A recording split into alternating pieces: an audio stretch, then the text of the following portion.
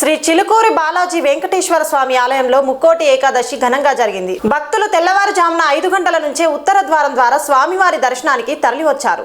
శ్రీ చిలుకూరి బాలాజీ వెంకటేశ్వర స్వామి ఆలయంలో ముక్కోటి ఏకాదశి వేడుకలు ఘనంగా జరిగాయి. భక్తులు ఉదయం 5 గంటల నుంచి ఆలయానికి తరలివచ్చి ఉత్తర ద్వారం ద్వారా స్వామివారి దర్శనం పొందారు. ప్రధాన అర్చకులు రంగరాజన్ పేర్కొన్నారు, ఈ రోజు ఉత్తర ద్వార దర్శనం ద్వారా ఎన్నో జన్మల పుణ్యం లభిస్తుందంటూ కోరిన కోరికలు నెరవేరుతాయని ఆలయ ప్రాంగణాన్ని పుష్పాలు, రంగురంగుల విద్యుత్ దీపాలతో అలంకరించగా భక్తుల కోసం అన్ని ఏర్పాట్లు పూర్తి చేశారు. గోవింద నామ స్మరణలతో భక్తుల ఉత్సాహం ఆలయాన్ని ఆధ్యాత్మిక వాతావరణంలో ముంచెత్తింది.